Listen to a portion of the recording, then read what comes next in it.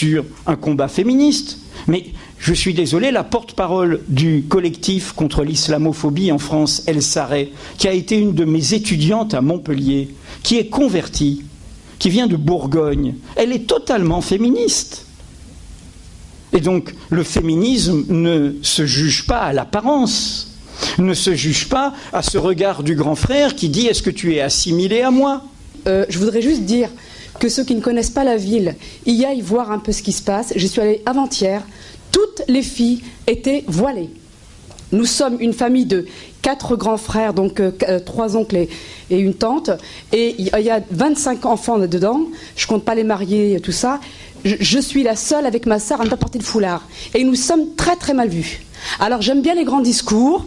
Moi, j'aime beaucoup Edouard Plenel, je vous aime beaucoup. Je viens tout le temps à vos réunions. J'avoue que je suis un peu sur la... Je l'ai là et je me dis, quel est le combat ? On doit se battre pour quoi ? Déjà avec l'islam. Moi, je suis musulmane de France. Vous me mettez dedans. Je trouve ça honteux. Déjà, on devrait se battre et dire que les discours depuis Sarko, les musulmans de France, la communauté... On n'a rien à voir avec la communauté juive de France. Nous n'avons rien à voir. Eux, ils font tous des études, les filles, les garçons. Nous, on s'est battus pour faire des études. Et nous, on se bagarre contre les grands frères. Moi, je pense vraiment qu'il n'y a pas eu assez d'échanges intellectuels entre les apports théoriques féministes et antiracistes pour qu'on ne finisse pas sur des divergences. Moi, personnellement, je ne peux que relever des contradictions. Quand vous dites, par exemple, que le fait de ne plus porter le voile, ça invisibilise la communauté musulmane, ça peut mener à cette invisibilisation. Mais il ne faut pas un moment inverser l'histoire. C'est le voile qui a été fait pour invisibiliser les femmes. Le voile, ce n'est pas quelque chose de musulman. C'est d'ailleurs très récent, cette explosion. Mais en revanche, il est né dès la Mésopotamie.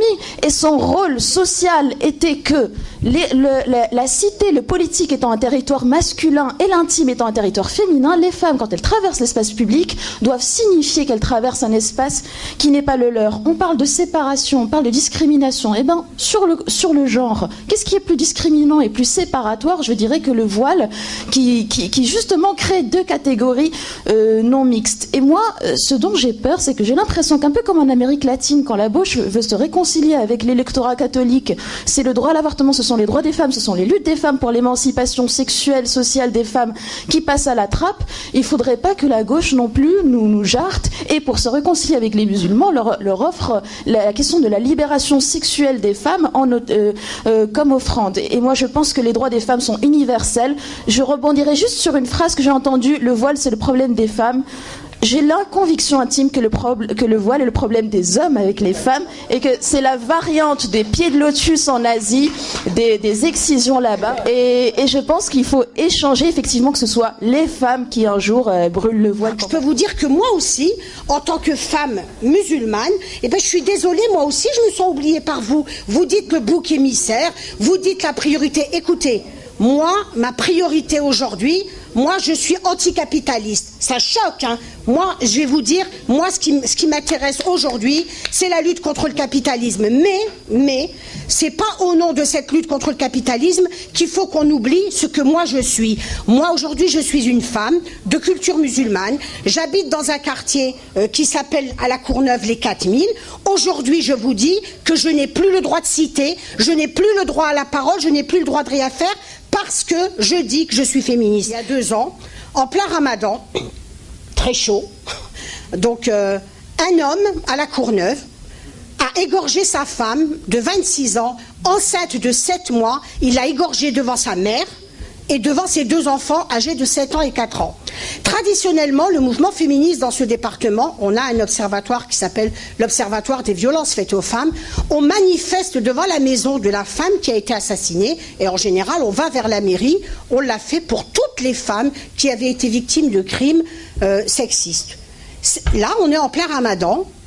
Les religieux font du lobbying auprès du maire de la Courneuve en lui disant il est hors de question que cette manifestation, elle ait lieu en plein Ramadan. Ah bon, et pourquoi ? Eh bien parce que vous allez stigmatiser les musulmans. Mais qui a parlé de musulmans ? Moi, j'ai pas dit que le mec était musulman. Moi, je savais même pas ce qu'elle était, cette femme. Qui a parlé de musulmans ? Alors eux-mêmes, ils viennent, ils nous disent, on vous interdit de manifester. Je vous rassure, hein, ça va dans votre sens, le maire les a suivis. Hein. On n'a pas fait de manifestation, on n'a pas fait d'hommage à cette femme qui a été assassinée. Attendez, je vous dis, non, je ne caricature pas, mais je ne suis pas contre les femmes voilées. Je suis contre le voile. C'est pas pareil, hein. C'est comme ce que je vous disais tout à l'heure. Moi, je ne suis pas contre les musulmans, mais je veux avoir le droit de critiquer l'islam et les autres religions. Je ne suis pas contre les prostituées, je suis contre le système prostitutionnel. Je ne suis pas contre les femmes voilées, je suis contre le voile, monsieur Plenel.